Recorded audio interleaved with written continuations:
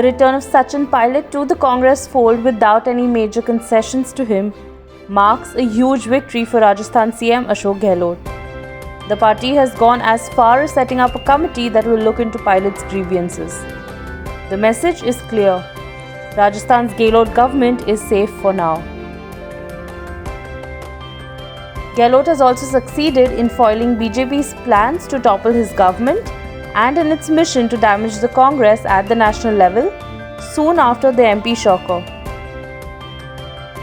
Pilot has lost his twin key posts in the state, that of being the PCC chief and the deputy CM, in his fight that raged almost a month. Sources say that there will be clarity soon over what has been worked out.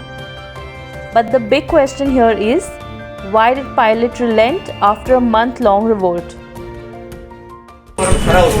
ये काम मेरा नहीं, पूरी party का था, लेकिन 1.5 साल में जो काम लोगों ने किया उसमें इस गति से हम काम नहीं कर सके और मुझे लगा कि काफ़ी लोगों को ये लग रहा था कि हम पब्लिक के प्रॉमिसेस को पूरा नहीं कर पा रहे हैं, इसलिए उस दिशा को बदलने की ज़रूरत थी। Functioning governance, delivery on promises, ये सब इशूज़ हो रहा था और मैंने हमेशा से कहा प्रदेश में बहुत से नेता हैं, कोई एक का दो बात नहीं है।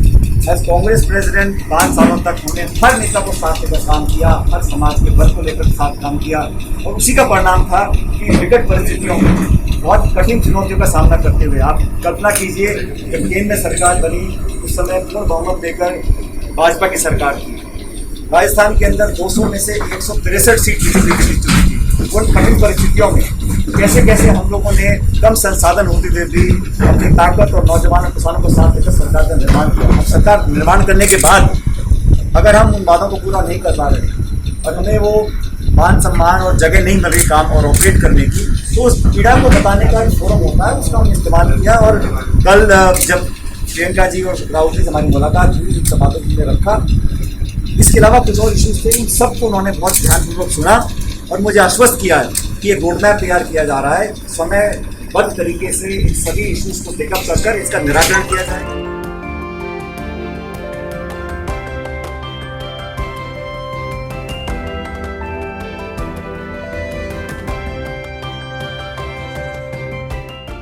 मैंने अपने परिवार से अपने जीवन में कुछ संस्कार हासिल किए और कितना भी मैं किसी का विरोध करूं, वो कोई भी नेता हो, किसी दल का हो, मेरा कट्टर दुश्मन भी अगर हो, किसी और दल में भी हो, तब भी मैंने कभी इस प्रकार का रिएक्शन उपयोग नहीं किया।